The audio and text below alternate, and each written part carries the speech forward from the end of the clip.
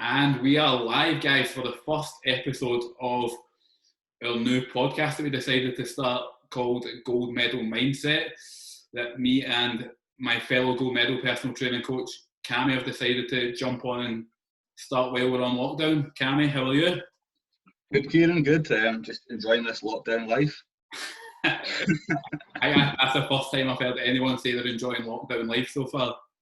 To be honest, I don't think it's as bad as people are saying. Like, I think you just need to adapt to, it could be worse.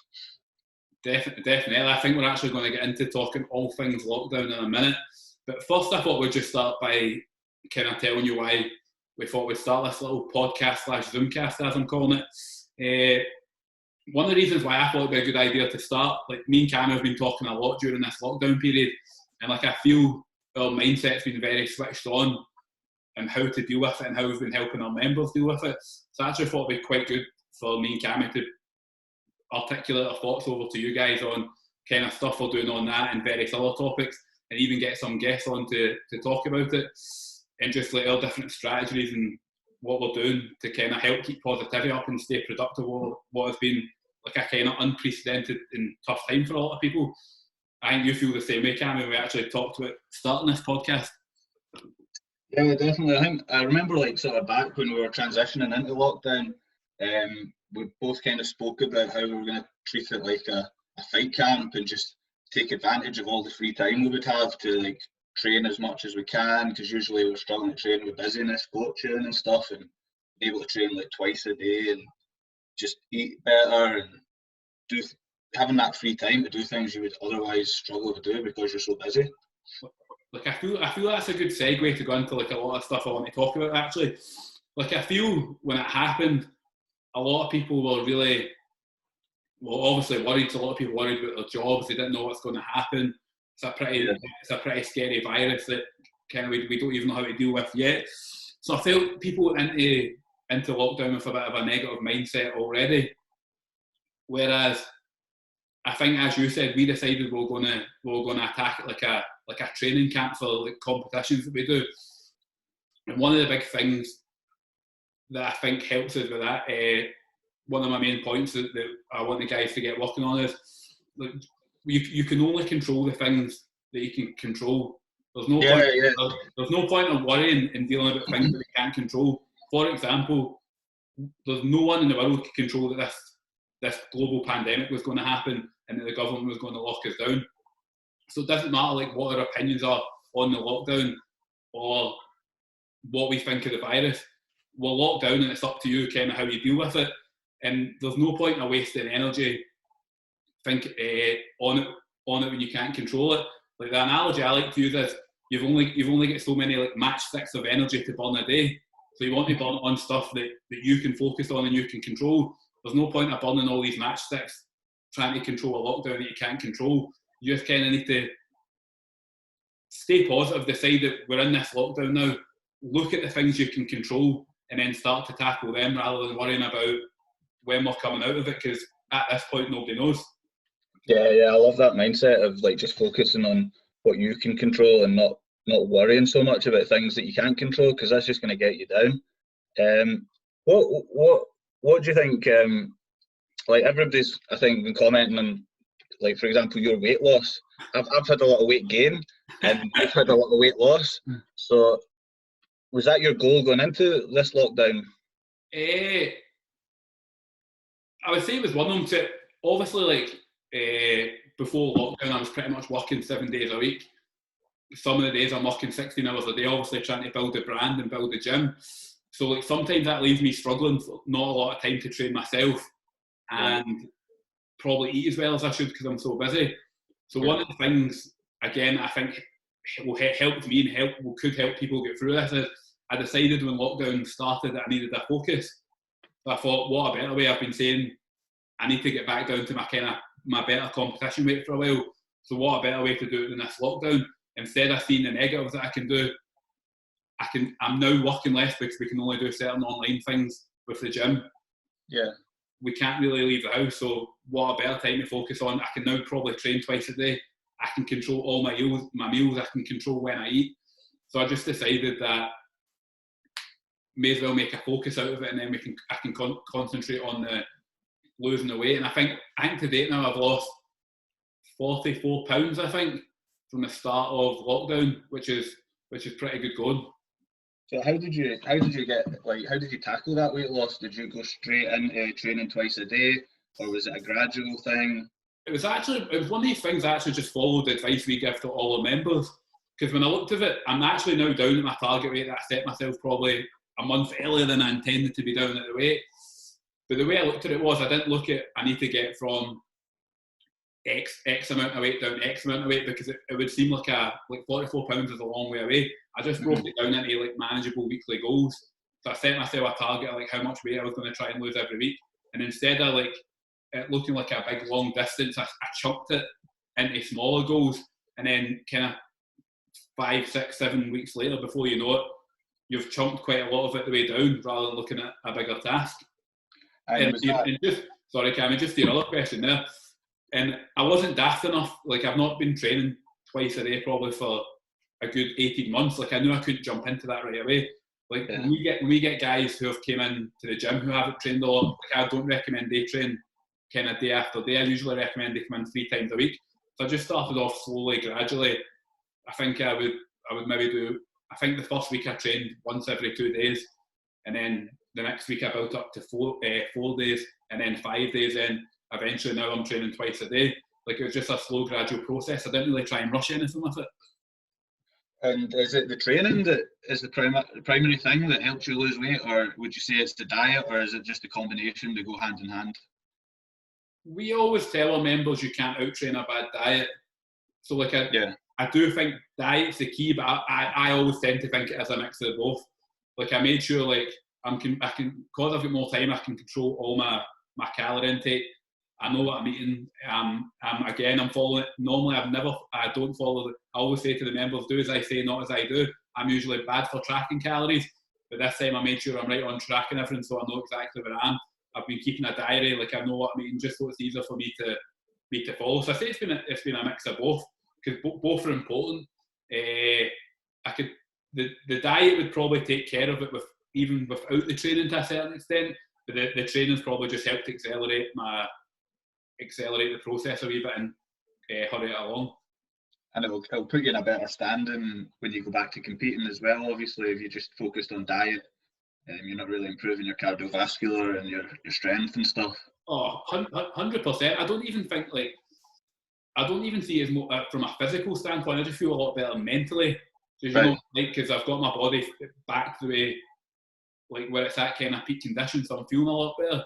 I don't know if you can. I'm probably going to ask you about this in a minute. But like, I actually feel this lockdown's probably like the most I've ever grown in my life mentally. Like, I feel I'm kind of seeing stuff from a lot better perspective.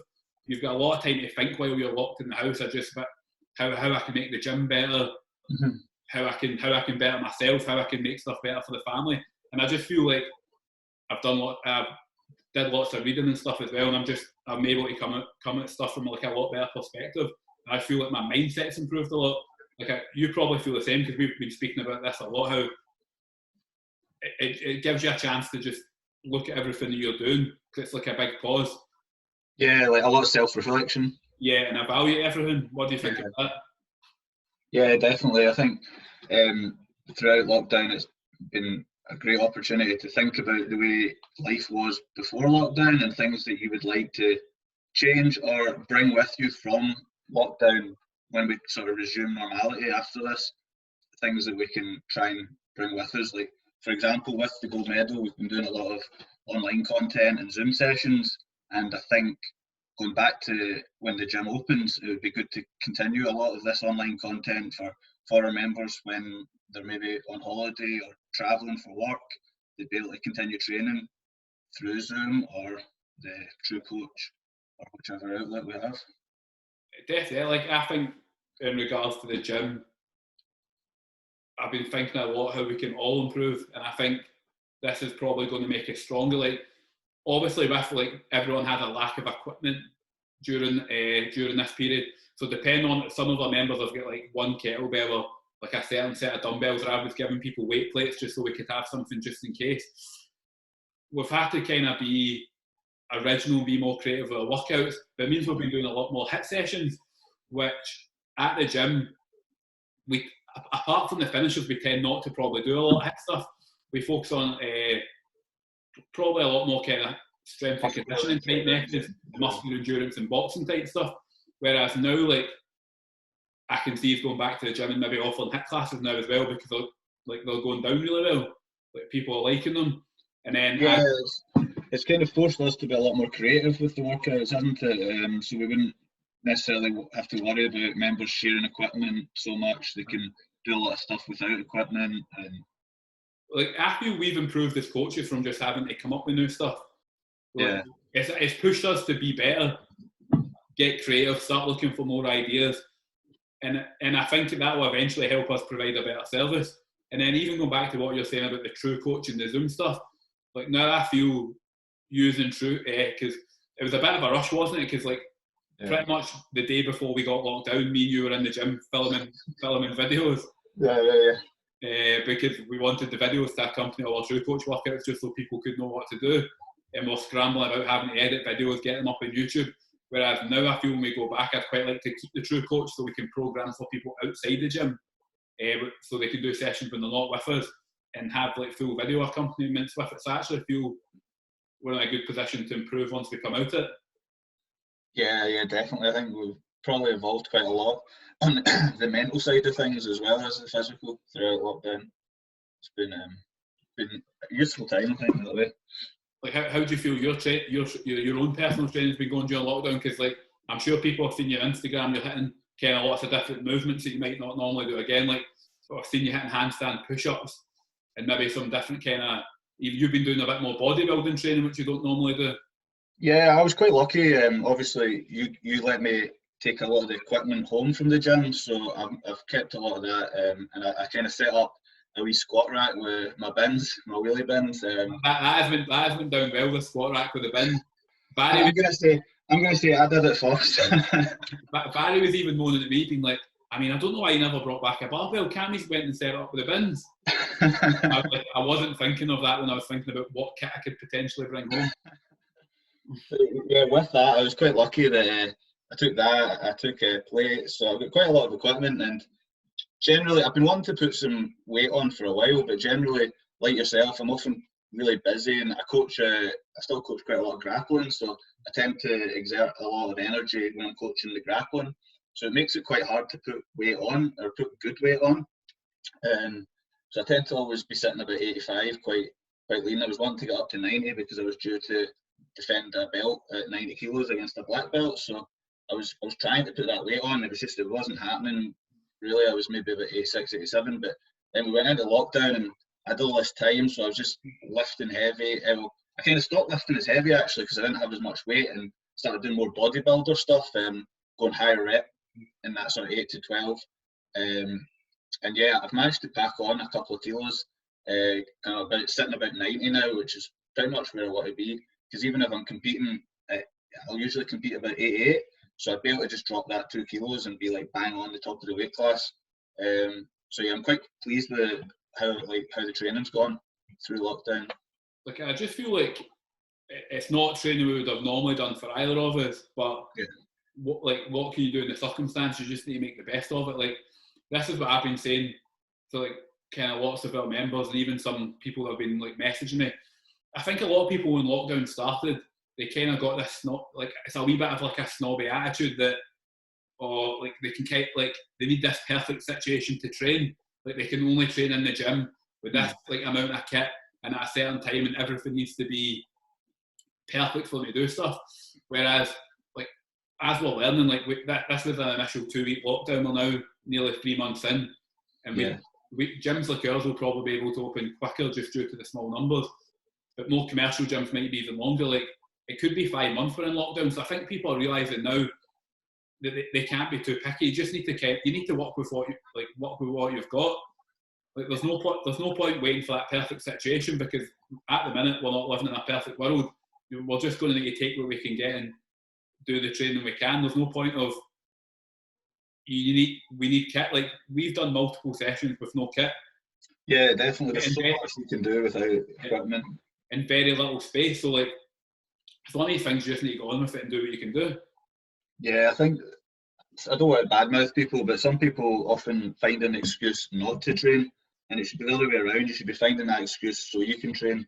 That should be the mindset. It should be, where can I find that bit of time or that space where I can get my session in?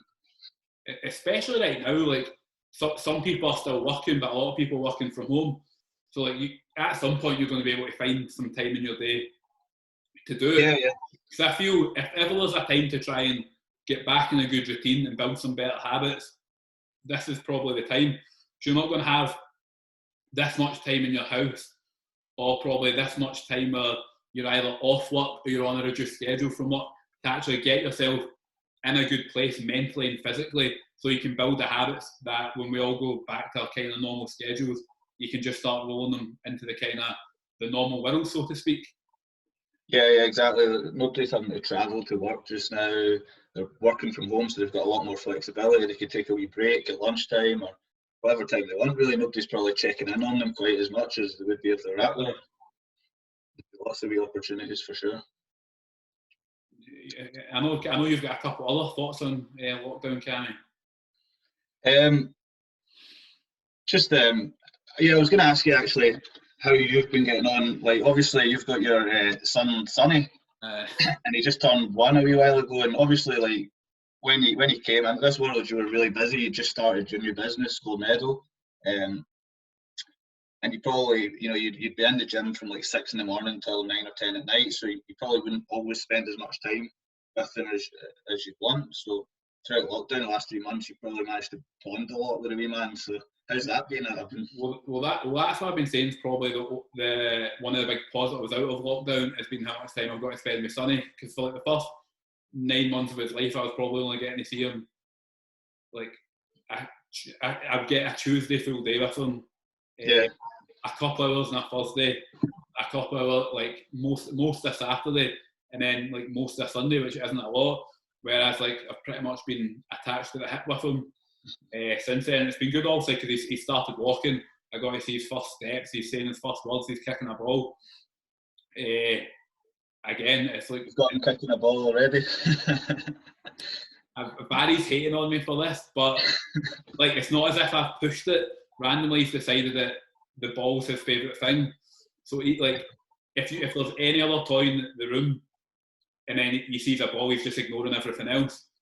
Like there's times when if like we want him to do something else, we just need to hide all the balls in the house because he's going to be running about kicking it, shouting ball. That's class. But again, that's like you've just got like that's the positive I've got to take from it.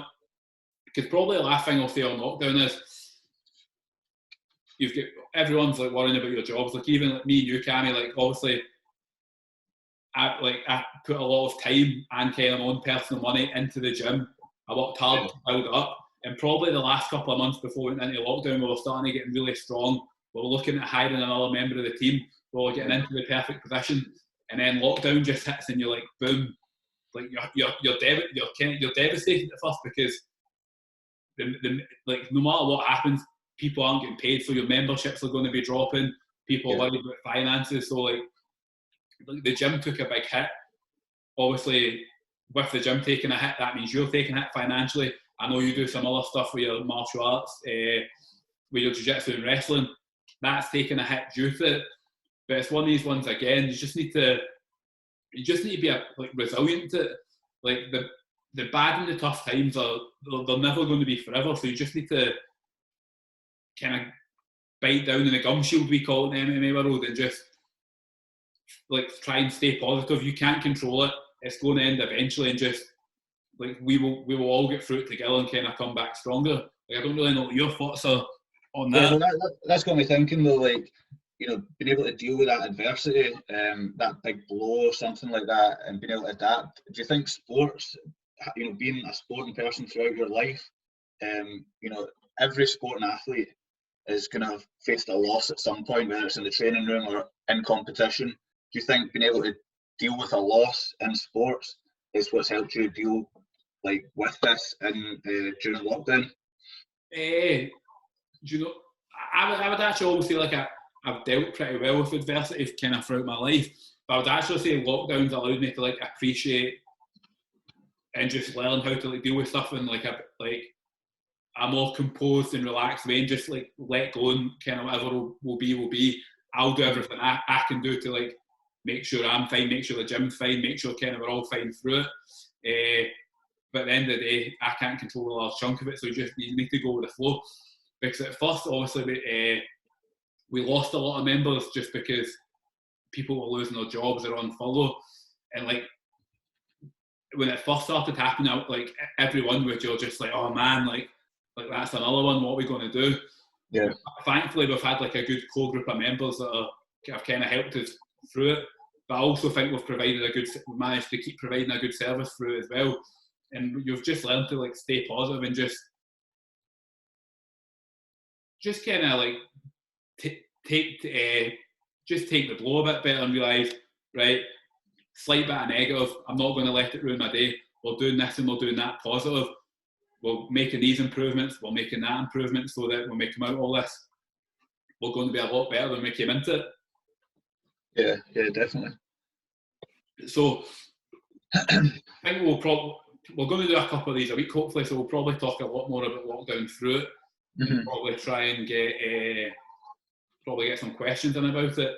But next few episodes, we're going to be looking at getting some guests in.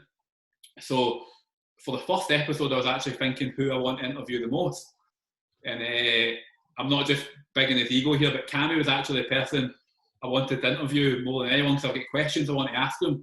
Because I feel we kind of have this macho alpha type personalities where we don't actually ask each other a lot of like deeper questions.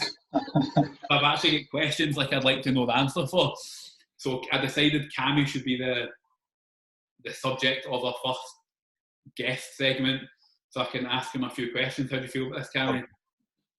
Yeah, you told me that before we started, so I've got my own questions here. I'm going to fire back at you, so we can kind of both just find out more about each other. Even though, like you said, I like how we're around each other all the time. We literally grapple each other, and we're just like, we've waited till we can't actually like see each other in person and be like, let's ask each other some deep, insightful questions of each other. Right, since you've got questions for me, I'm going to shoot my first question. Right, so many of you may or may not know that Cammy lived in Africa for a bit when he was younger. So this is always something I'm really interested in. So I would just like for you to tell people kind of why, where you ended up staying in Africa, why you ended up there, and how long you were there for. And that's a very loaded question. And just tell us a bit about your lifestyle when you were over in Africa, because I know, like, personally, I'm really interested to see kind of your story of why you were there and everything that went on. So I think the way it unfolded, originally my gran was a journalist, and she went there on holiday or something, and I think she met someone and decided that was it. She was going to get married and go ahead. She split with my grandpa, so she just like moved to Africa, set up shop there. Meanwhile, like I was probably still in my mum's womb at the time or whatever. And then 1 or 2 years later, my mum and my dad, they had me, and then they split up. So I must have been about 1.5, and my mum, she split up with my dad, so she probably just thought, I want to go and be with my mum just now. It's a hard time, so she went to West Africa, the Gambia. So it's kind of surrounded by Senegal, and it's like the most western country in Africa. Quite a small country, and I think it was colonised by Britain, so most people will speak English there. But the local language is Wolof and Mandinka. There's like a few local sort of tribal languages. And it's surrounded by Senegal, which I think was colonised by France. So Senegal, they mostly speak French, obviously. So you get a lot of crossover between the Gambia and Senegal. So you've got Senegal surrounding the Gambia, and then you've got the Atlantic Ocean on the west side of it. So anyway, she took me there when I was like 1.5, and I'd seen my dad maybe Christmas or summer sort of thing. That was it. But I was like, I'd maybe come over for 2 weeks at Christmas, and then I was back to the Gambia. I was there like for primary school until like primary 4, primary 5. I think I was maybe 7 or 8 before I managed to like move back to Scotland and like start living back in Scotland. Yeah, it's a total different walk of life over there. You know, I think living in a mud hut, but you know, people were living in mud huts, and you know, like instead of roads, you just had like dirt tracks. Um, we would live in like a compound, so it would be like you and we lived with like Africans in the compound, so it'd be like a wee shared community, and you know, you'd have like a shared toilet. You wouldn't have your own toilet in your gaff. You'd have to go out to this shared toilet, which was like a hole in the ground and stuff. Yeah, different kettle of fish. Just because like when I'm getting people on, I'm always interested to kind of see what like their physical activity and like what sports they were into when you were younger. What was it like when in Africa? Like, did you play any sports in that when you were younger over there?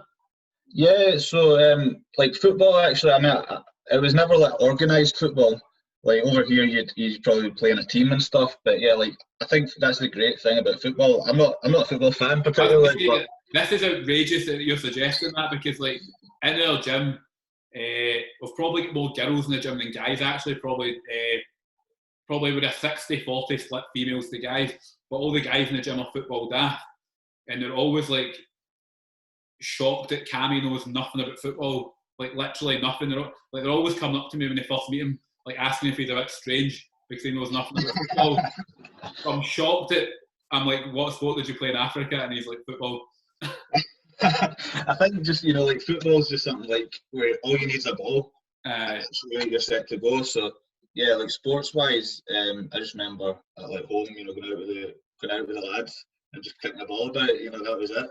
I don't think I ever actually had a football, but yeah, like my mum kind of, we weren't living like wealthy white people sort of thing. I think she wanted like the authentic experience. So we were like in a compound with other Africans. I was hanging about with like all the locals. I was the only white kid in the village sort of thing.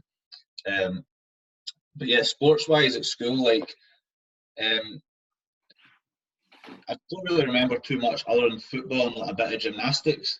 The school I was at was like, I tried a few. I remember trying a few schools. Like my mum took me to like a local school, but like the first day they were like beating the kids at the school, and then she found out like kids were getting beat. I think I got hit with a ruler or something on the wrist. And when she found out, she's like, right, we're getting out of there, and she put me in like the private school, the school she was teaching at, because she was teaching English there, and it was like a much nicer school, Marina International it's called.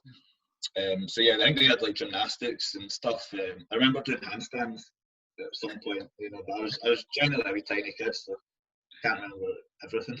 That is definitely like a mad, or not even mad, just like a different kind of first eight years to life, giving you a bit of a different perspective in the world. So, yeah. See when you came back, say we'll talk about, say you came back at 8 or 9. Again, what was it like? Did you play much sports when you came back? I'm interested to know like what your physical activity was like. Say you were 9 through like 16, 18. Like what sports you maybe participated in or didn't. Like what your physical activity was like at that point.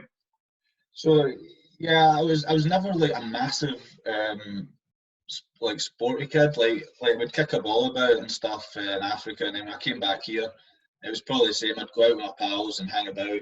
I'd never like play in a team on it where you kick a ball about. I definitely want to get you in some form of football pitch now after these revelations. When I did ever play in a team, I got stuck in goals, so I think that means you're shite. I'm not sure.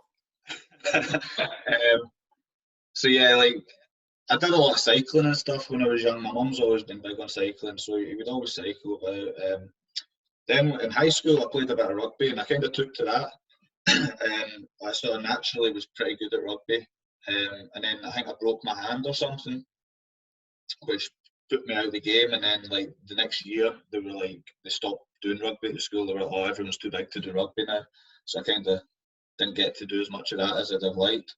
I think I tried a karate class at one point when I was young, but I moved around a lot as well, because even when we moved back here, I just got moved around Glasgow, lots of different schools and stuff. International man of mystery. So yes, sporting wise, I'd say definitely it wasn't until maybe 6 years ago that like sports became a big part of my life.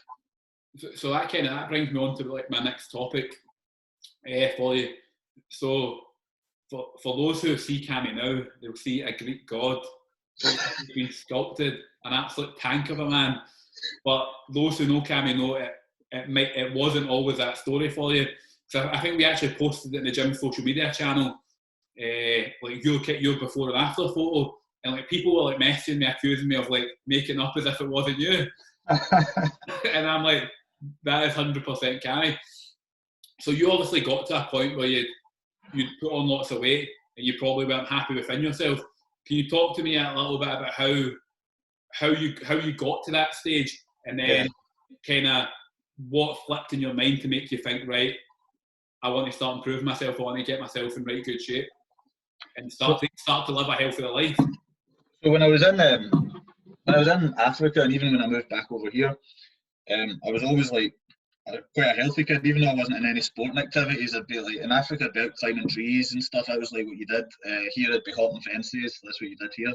You know, just I'd always be out and about, and I was like a fit wee kid. You know, like you'd see me and you'd think, oh, he's a fit wee kid. But I think the catalyst for me first ever like gaining weight was I was mountain biking and I broke my femur. I came off the bike. I was like maybe 12 or something, and I came off the bike, broke my femur, like a clean break, broke my jaw as well, and that. And I was in like a full body cast, like from here down to my foot, for like 9 months. That's a bad one. See, I'd never known you'd broke your leg or your jaw. Yeah. They were almost going to put pins in my jaw, but I managed to avoid that, thankfully. So yeah, this full body cast for like 9 months. And after that, obviously, I put on a bit of weight. And I think that, I probably didn't realise at the time, but that probably hit me like mentally as well. Like, you know, when I came back out, my pals weren't the same pals and stuff, because if you're not hanging about with the kids for 9 months, then... But it's a long time when you're younger, like a year. Everyone. Yeah. So that maybe hit me mentally as well. So I probably put some weight on then because of that. But I'm sure I shifted the weight after that. Like, I went through a few different phases, like, so I'm sure I shifted the weight. And then I think I got into some trouble, you know, when you're like 15 and you start 14, 15, you start drinking a lot out and about. I think I got in trouble there then, and like my dad moved us again because I moved around a lot when I was young. I think that moving at that age, again, not being around your pals and stuff, probably hit me mentally, and that's probably when I put on the most amount of weight around that, like 15, 16. I started putting on a lot of weight, and I think I got over 20 stone, which I think it was like 127 kilos, something like that. So you could double check the math on that. Which is like wild to think about now. Yeah, like, I can't imagine you're 127 kilos. I don't think I even like sort of realised it was happening. Like, I mean, I don't think it was something I ever really thought about. So then I was just like getting a normal checkup. The doctors and the nurse does your blood pressure and that, and she's like, "Oh shit, you've got high blood pressure." And she was like sort of concerned about it, and I was like, "Oh, is this a problem?" she's like, what's your diet like? What are you doing to yourself? And that's when I think I first became aware of that I had a problem. I knew I was overweight, but I hadn't really thought about it. It wasn't until this doctor did that checkup, and she's like, "You've got high blood pressure." So I kind of wanted to lose weight for a while after that, but it's still, I didn't know how to. I didn't know what the path was. I know it sounds simple. I know train. Now I know train, eat less, move more than you eat into it, and burn more calories than you consume. But at the time, it didn't seem simple to me. I didn't know. I was stuck in whatever routine I was in. I didn't know how to start losing weight. So I think what happened was I lived with my dad, and he was similar. We both would eat poorly, sit at home, watch telly sort of thing, and just eat Doritos, takeaways, whatever. So he ended up getting diagnosed type 2 diabetes, and that for him was a big scare. So he started sorting himself out because of that, which I think I started seeing, that changed things in the house, and I started seeing he was going to Pilates classes and stuff, and that motivated me to sort of, he was a big influence on me, so that motivated me to start doing the same sort of thing. I was cycling. I didn't really have an activity that I liked to do. I'd cycle more just to get from A to B because I didn't drive, and I think I got down to about 15 stone, and I decided that I'd go and try like MMA or grappling or whatever, and I'd always been like a fight fan when I was a wee guy. I liked pro wrestling. Then I got a bit older. I started liking kickboxing, MMA, that sort of stuff. So I kind of knew the Grip House was the best thing in Glasgow at the time for MMA. So I got down to like 15 stone, which is still like overweight. But to me, I'd got my weight down enough that I could go somewhere like that, Yeah. and not be intimidated. Well, I was still intimidated, but not be shitting myself, I suppose. So yeah, that was probably the big step for me, was starting going to the Grip House, starting training jiu-jitsu and wrestling, things like that. So like what? So when you kind of say when you first started dropping from 20 stone, like what did you what changes did you make to your diet, like to help that right away?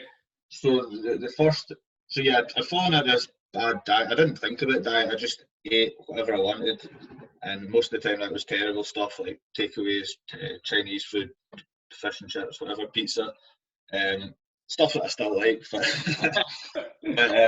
the first sort of type of diet, the first thing that helped me lose a bit of weight, I did a diet. I think it's the 5-2. Yeah. So yeah, it's like a kind of fasting diet where for 2 days a week you would be restricted to 400 calories, and then the other 5 days you could eat what you want. So I did that for a bit, and that's what got me that first like 5 stone or whatever that I shifted. Then when I started training, a lot more weight just flew off just naturally, and I think I stopped doing the fasting because it was messing with the training. I couldn't train if I was fasting. Yeah. But I didn't need to. The weight was just flying off.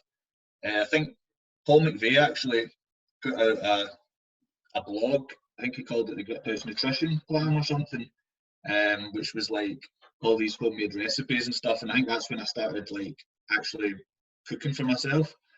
You know, like, instead of just eating ready meals and stuff, I'd cook from scratch, which I think was like just the first time when I was 24, 25, first time I'd ever actually cooked from scratch. I like, I actually think that's like an underrated thing that people don't realise. Like, see if you can cook for yourself. Like, Yeah. it's such a big difference in terms of like how clean you can eat and like how good the meals are going to be. Because like the big thing I always get is people tell me, "Oh, I can't cook." Like it doesn't need to be anything special. And I always say to them, I'm like, "Can you read?"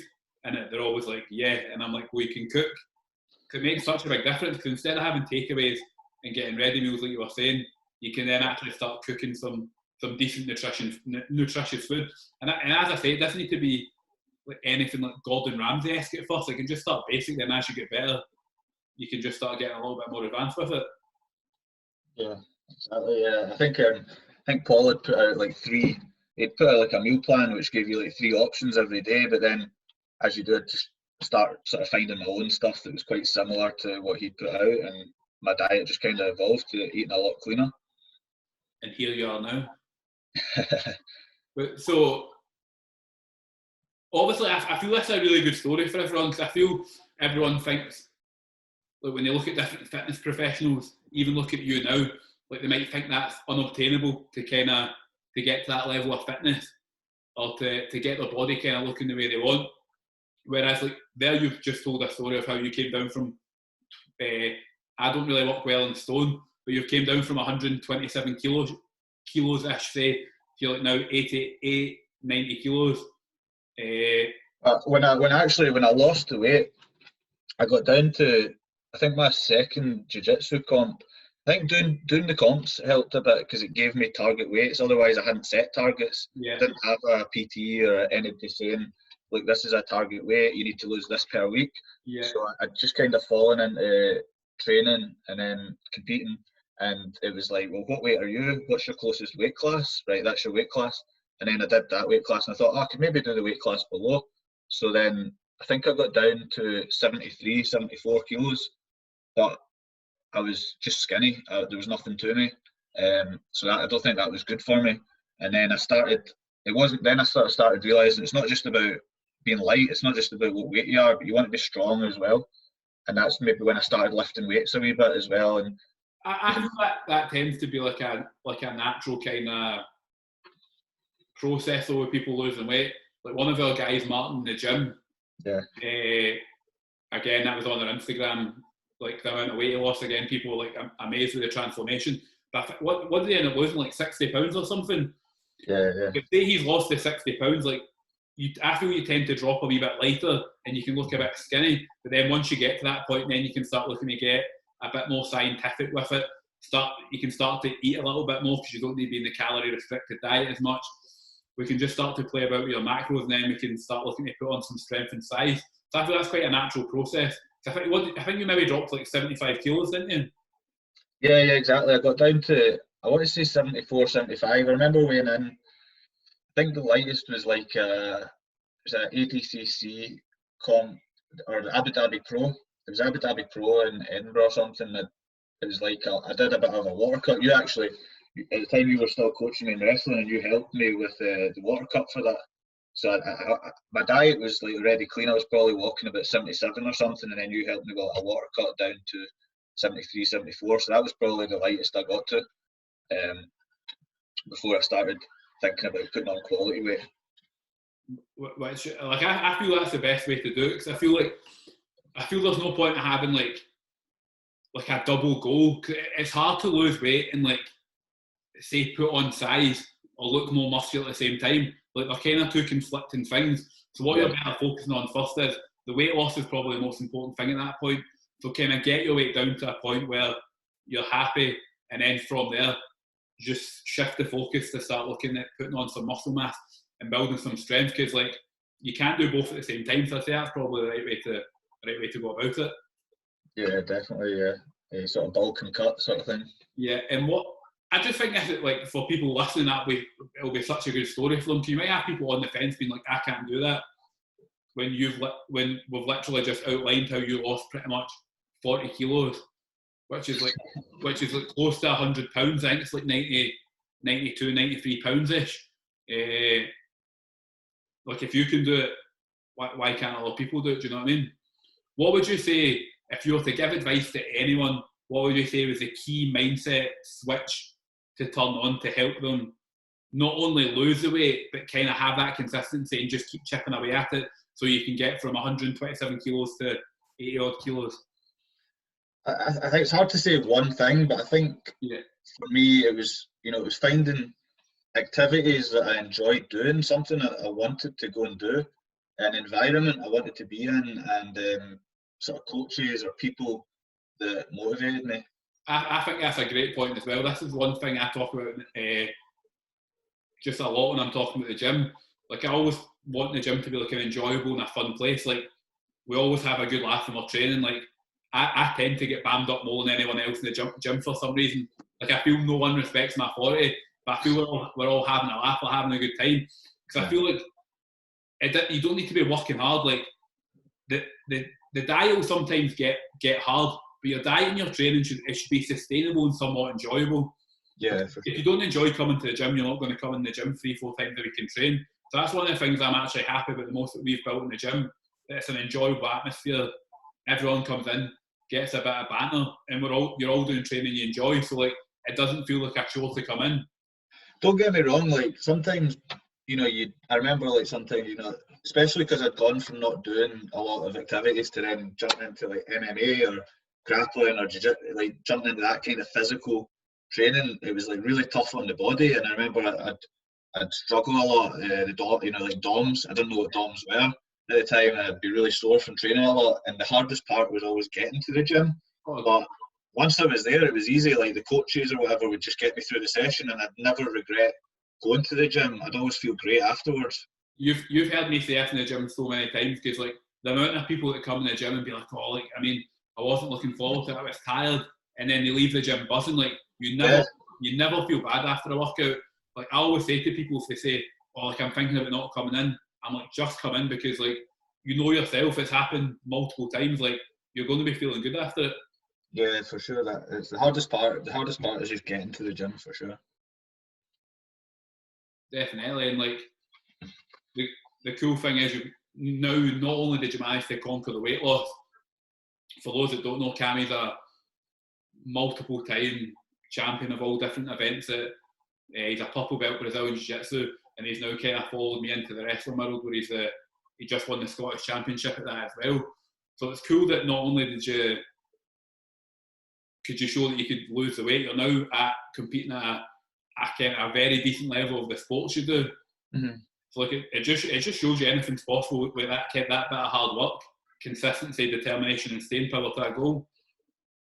Yeah, definitely. Yeah, it's just figuring out what you want and going and grabbing it. As soon as we get people in the gym, the first thing I sit down and be like, what is your goals? We identify like a short-term, mid-term and long-term goals, and they're just the focus at hitting them. And I always say to the guys, like, if you listen and you're consistent and you work hard, you're going to get there. It's kind of, I always like to say it's dieting and training and weight loss is easier than people think. There's no, don't get me wrong, there's no magic pill, there's no miracle cure, but like, it's not a hard science. If you work hard, stay consistent, find something you enjoy doing, you're going to be able to achieve your goals.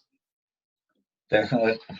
Kieran, I'm going to turn it back on you a bit and get a bit of your history now. I'm not sure how I feel about this. I wasn't ready for that. But so obviously now you're a gym owner, you're married, you're a father. Let's just get like a history.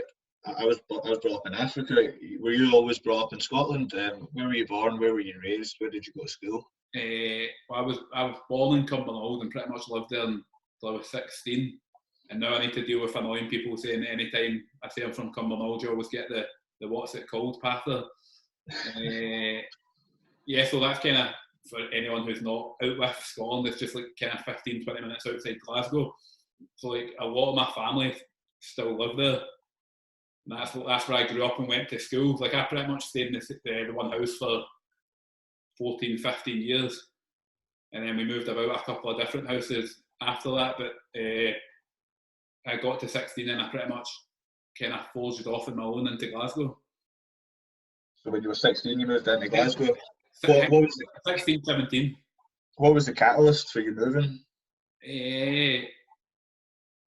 Well, I was training for the Commonwealth Games at the time, and it was awkward getting from training from like Cumbernauld and stuff all the time. And so in wrestling we're talking about? Yeah, wrestling. And so when did you start wrestling? I started wrestling when I was 5 or 6, I think. Right. So I've pretty much been wrestling my whole life. Again, I get into it like you, because I loved pro wrestling when I was younger. Like I was like the biggest kind of Bret Hart fan in the world. So like I begged my mum to take me to wrestling, think it would be like the stuff Stone Cold and Undertaker were doing, but it turned out it was the Olympic style. So, but I enjoyed it, so I ended up sticking at it. So when you were 16, you were aiming to compete in the Commonwealth Games? Yeah, well, I think when I was 16, 17, I was competing at a high level. Like I went to the Commonwealth Youth Games over in India at that point, and I was competing at like the European Championships and different things. It was a good level to be competing at. How were you in school? Were you book smart, or were you just all about sports and wrestling? I definitely always like to say I was quite clever at school, but like I could have definitely worked harder at school. I think I had it quite easy. Like I feel like I've got like a photographic memory. Right. Like if you tend to tell me like something, like Barry gets annoyed all the time because she thinks I'll forget stuff. But like if you tell me something once, I'll always remember it. So I even remember my mum saying like I could have done better in my exams and stuff if I had just probably applied myself a little bit more, because I just kind of relied on, if I looked at something once, I probably remembered it. But I was pretty sporty in school. Like I tended to be like, I was on the school football team and stuff. I was doing different running events. I was always away wrestling and training camps and stuff as well. Right. So sports were a big part of your childhood in general. Like at one point when I was younger, I was playing football at a decent level. I was playing badminton at a decent club level as well. I was obviously wrestling at a good level. And I can remember like a rugby scout came to the school as well, and it told my teacher like I'd be perfect to play rugby, and my mum was like, I'm literally running him all over Cumbernauld doing different sports. He's not going to play rugby as well. That's class though. Do you think being so busy was beneficial as a child that's going to maybe stop you getting into trouble and stuff like that? I definitely, when I got a bit older, started to probably get into a bit more trouble. But when I would say when I was younger, it definitely kept me off the straight and narrow. Because I reckon I probably trained 6 or 7 days a week. Yeah. From like when I was 7, 8 to like right now, probably. So even I can remember being quite driven even when I first started wrestling. I think when I first started, like I was training like twice a week, and I was pretty much like begging the coach to let me train 3 times a week, and then we were going and doing like extra sessions in East Kilbride on a Sunday. So like I always feel it's been quite natural in me to like work hard. Yeah, and you travelled a lot, didn't you, when you were competing in wrestling and stuff? Definitely. Like I can't remember. I counted it with Barry one of the other times we were going away on holiday. Like I'm sure I've been to 33 or 34 different countries in the world, and a lot of that's probably just competing in wrestling. A lot of it tends to be focused on the Eastern Bloc because a lot of the wrestling tournaments we went to were in Eastern Europe. That's exactly what I was going to ask, if it was mostly in Europe. So do you think that travelling so much gave you a different outlook? You know, you were sort of saying about me growing up in Africa, that gave me a different look. Do you think travelling so much in your youth gave you a different outlook on life? Definitely. Like, so a lot of these places you go, like, I feel in Britain we're very lucky we live in such a, we're very privileged. Like, everything's kind of easier for us. Like, well, obviously it's harder for some people, but the vast majority of us, we don't have it that bad.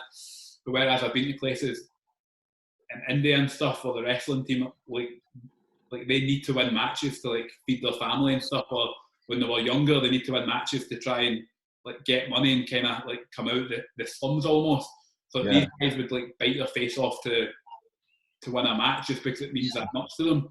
So you just learn that some of these places it's just like it's a different world. Some of these places in Russia and stuff where there's a lot of poverty, and then they're tough places to grow up. So you get like a good, well-rounded sense of like where you need to be as a person, and then as a competitor, like a certain way you need to steel yourself to compete with these guys that are literally competing to put like food on their table and keep their families and houses. Yeah, definitely.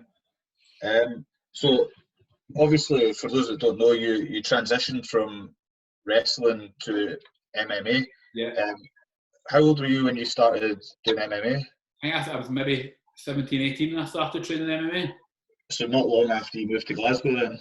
Pretty much as soon as I went to Glasgow, I started training MMA. When I started training MMA, kind of that took my focus away from wrestling a wee bit. But at that point, I felt there was a lot of politics and stuff in wrestling, and it was hard to deal with because I always felt like, you know me, like when I'm competing, I don't want to just like I'm not there to like turn up for a tracksuit, and I'm happy to be at a tournament if I don't feel I'm going to win. So I ended up like I felt with the way wrestling was ran in the country, I was never going to be able to get to a certain type of level just because I felt the way stuff was being ran. Whereas when I started training MMA with the Grip House and the Dinky Ninja Fight Team, it was one of the top teams in Europe. Everyone was working at kind of different levels. Everyone worked hard every day. They were kind of trying to help each other. So I felt that was a kind of better group of people to train with for me than the wrestling at that point. You didn't like stop training wrestling and decide I'm going to go and train MMA. You were kind of doing both. I was kind of doing both at first, and that was causing more problems because the people in wrestling were kicking off that I was doing MMA. Like missing training sessions or whatever. I wasn't even really missing training sessions. I was hitting all my same training sessions, but probably doing more on the MMA side. Yeah. But what's funny about that now is now everyone seems to be doing that, whereas back then I was getting moaned at about it. When it was probably when I was probably getting better training even for my wrestling with MMA guys. So just because they're training hard and stuff. Yeah, it was probably helping my wrestling, whereas I was getting a lot of fight back against it, which then probably made me stop wrestling and start fighting more MMA. Yeah, because you see that now, don't you? You see MMA guys will go and train with strict wrestlers, or strict wrestlers will go and try their hand at MMA and stuff, or train MMA guys. Whereas like back then, I was probably the first one to do it. Yeah. So it was just a nightmare. I was getting moaned at constantly. But to be fair, like I was saying to you, how I feel like I've been looking at stuff from a different perspective over the lockdown. one of the, like, normally I'm the worst for saying, like, I don't have any regrets. Like, once I've made a decision, I'm quite stubborn. I'm just like, I'll blank out any negatives and I'll just charge on. Whereas over this time in lockdown, when I've been thinking about things, I'm actually regretting stopping wrestling at that point.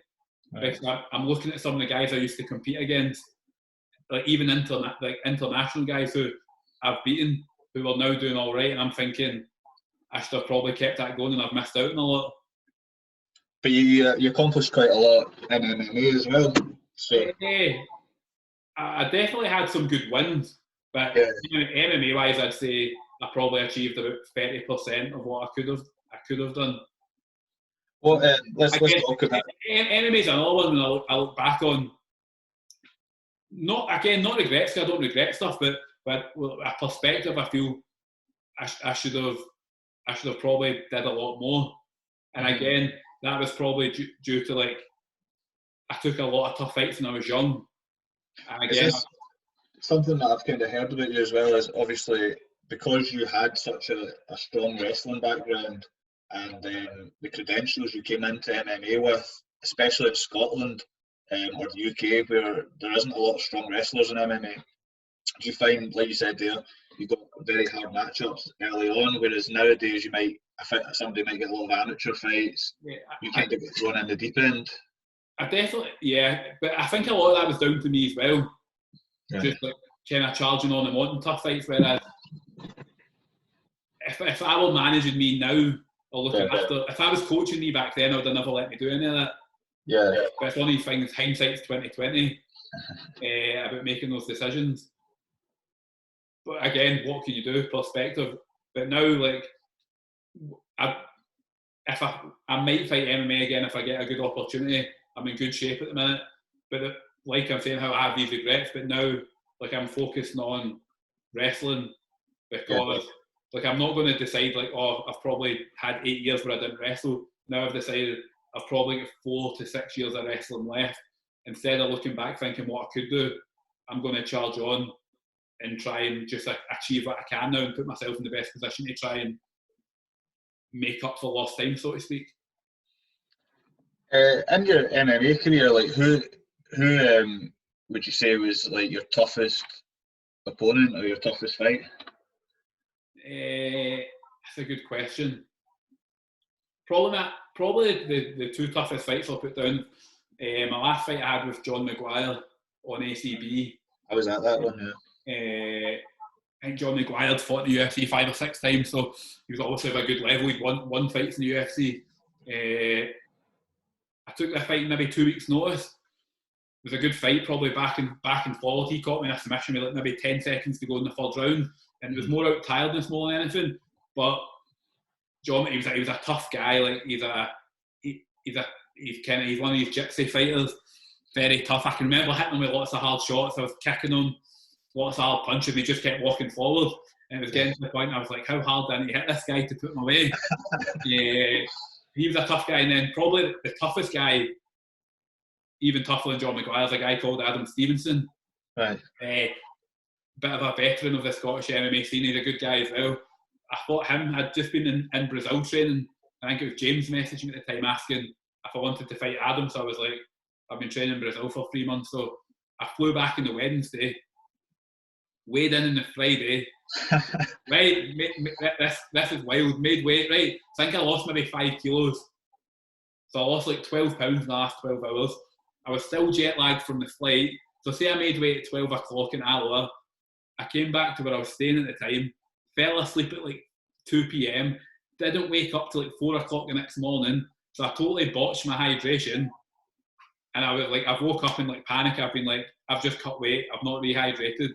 So I was up from like 4 in the morning trying to rehydrate, then had to go and fight Adam and Alloa.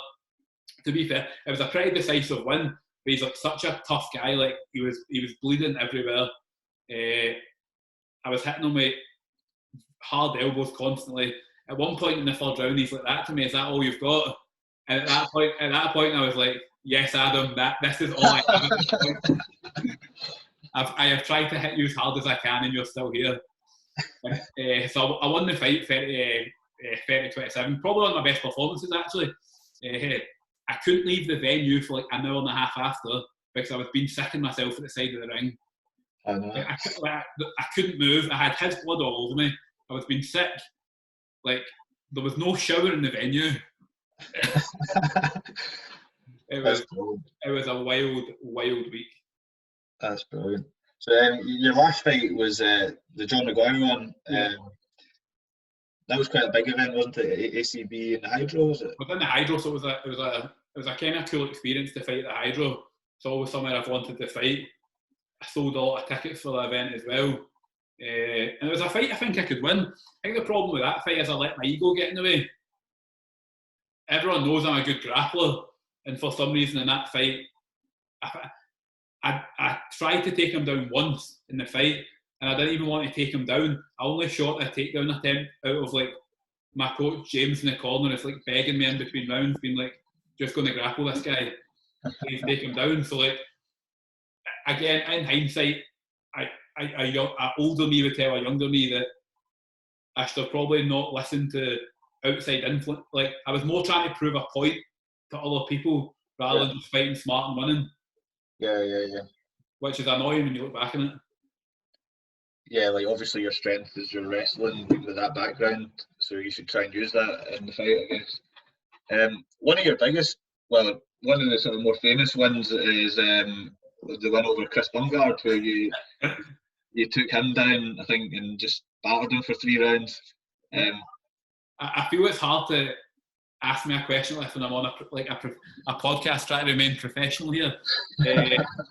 That's probably my biggest win, just on paper, because obviously he's fighting in Bellator now. We had a big rivalry at the time,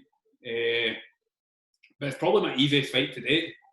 Right. I'm not even just saying this. I could fight that guy every day of the week and twice on a Sunday. I don't think he'd win any part of a round against me. Yeah. Even like people talk about that fight being like, you wrestled him. I didn't actually I didn't take him down into the 3rd round. Mm-hmm. He shot takedowns with me and got reversed. Right.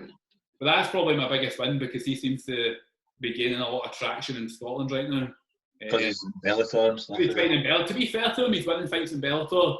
He's doing well, but I actually think in an alternate universe, me and Chris could probably get on quite well.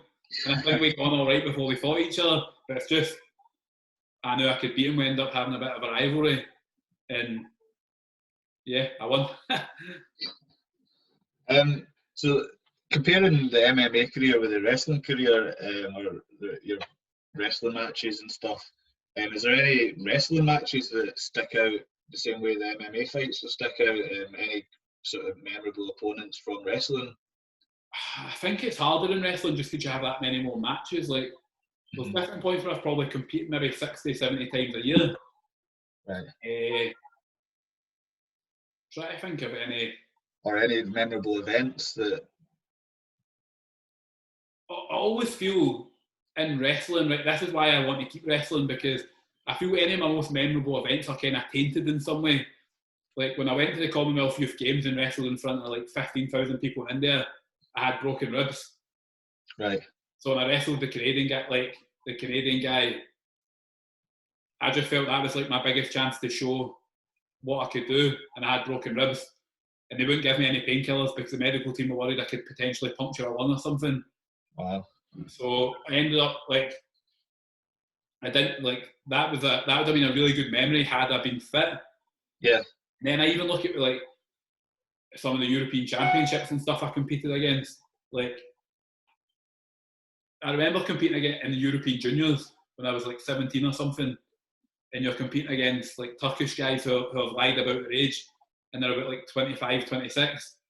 Okay, so I feel I've also had lots of good achievements in wrestling, multiple time British champion, Scottish champion, medalled at the Commonwealth Junior Championships and competed all around the world, medalled at different senior events.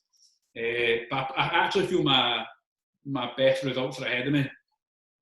Right. Wrestling-wise, especially I feel I'm in a good mindset for it now, which weirdly enough, if I don't think it was for lockdown, I might not be in this mindset. Yeah. What goals have you got in wrestling then? What's on the horizon for you?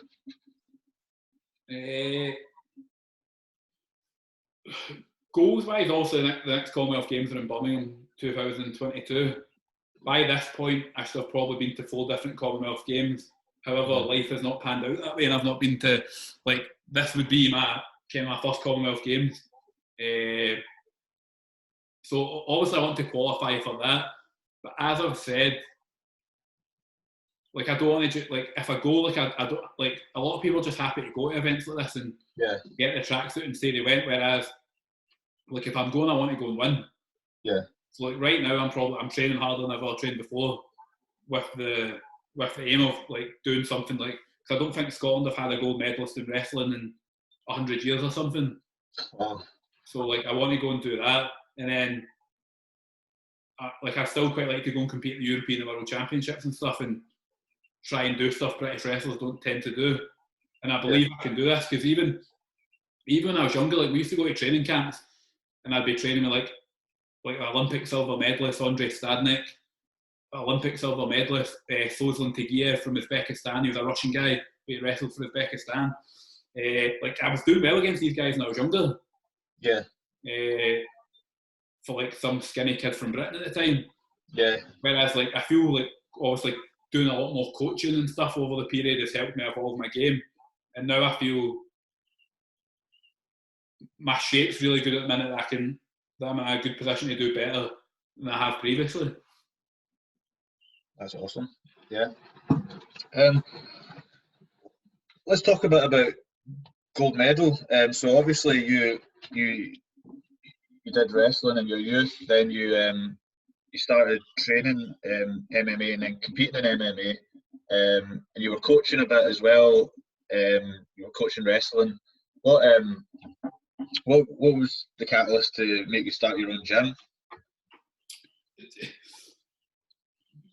Pretty much like I've been in gyms since I was like 6 years old. Essentially, like, I've lived in gyms. I've been in all different gyms around the world. So I wanted to, like, forge a gym like I wanted to train in. Do you know what I mean? Yeah. So I wanted to take all the best bits of all the gyms I've been in and basically build a gym like in the way I wanted to mould it, because I feel like the ideas I've got would be like a good environment for everyone to train in. So I just kind of always wanted to build and have like an ethos of a facility that like I'd kind of always wanted, and just learn through all my different experiences in different gyms, like working with all the different coaches I've worked with over the years. So what's your long-term plans for gold medal? Obviously, it's still quite in its infancy almost. It's only been open a year and a half, maybe. Yeah. Are you thinking it's going to grow and become a bigger facility? Or? Well, if it wasn't for this bloody coronavirus, we were growing at a very good rate, and I was actually thinking we were probably going to need bigger premises at that point. The way we were growing, the numbers were getting big. So obviously this has slowed it down, because we're going to have 3 or 4 months out of the gym. So we kind of just need to see how we bounce back. Judging by speaking to a lot of our members, I feel we're going to bounce back strong. People can't wait to get back in the gym. I think people are going to realise how much they miss the gym. So just to keep growing, like, I eventually see that, like, I want like a gold medal hub in Glasgow, which will be like probably a bigger facility. And I've just got lots of ideas in my head of like different wee touches we can have just to make it the best gym in Glasgow at what we do. And then eventually I'd like to have like different sub gyms over in different parts of Scotland. Yeah. Eventually you could have a gold medal somewhere.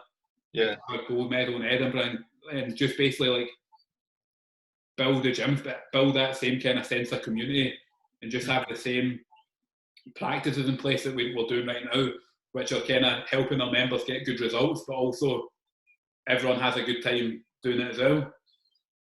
I think that answers my next question, which was, where do you see yourself in 10 years? So I'm guessing that would answer that. I hope if we have this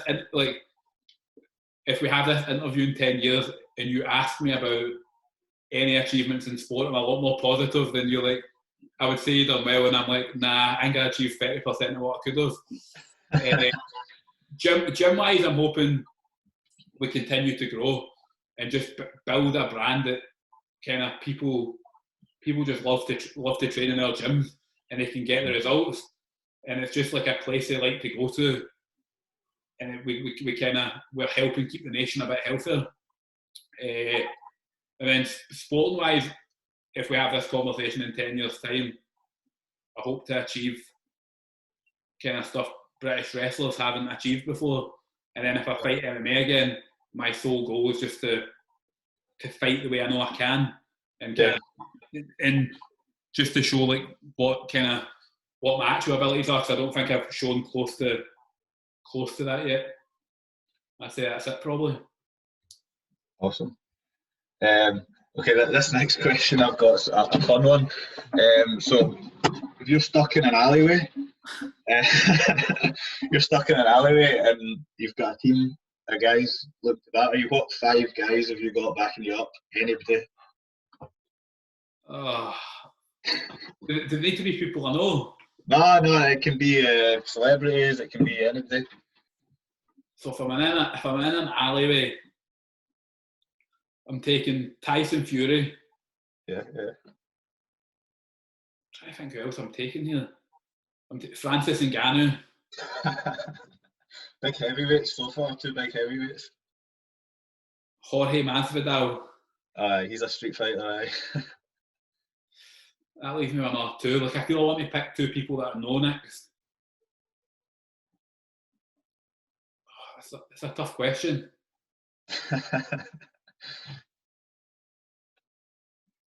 I'm answering those 3, and I'll come. And on the next episode, I'm going to come back with a list of 5 people I know who I would have side by side in that environment.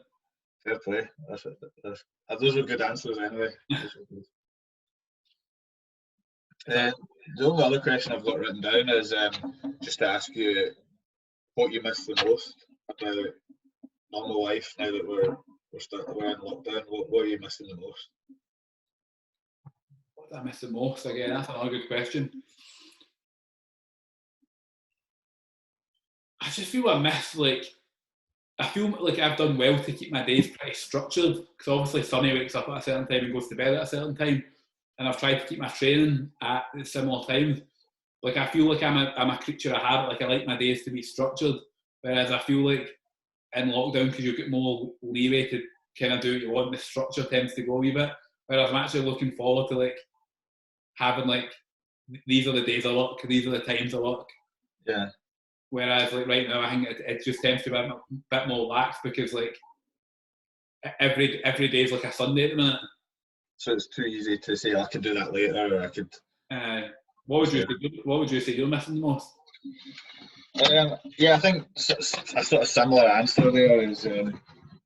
But to be honest, I think one thing I found out about myself, which I think the thing I miss the most, is the social aspect. And it kind of goes back to what we were talking about earlier. Like, when I was overweight, I wasn't that social at that time. And I think being social has always been like linked to mental health. Like, if I'm social, it brings me up, and if I'm not, it probably brings me down. So I think the social aspect of our normal day-to-day lives, where we're in the gym, we're seeing lots of people, that is what I miss the most.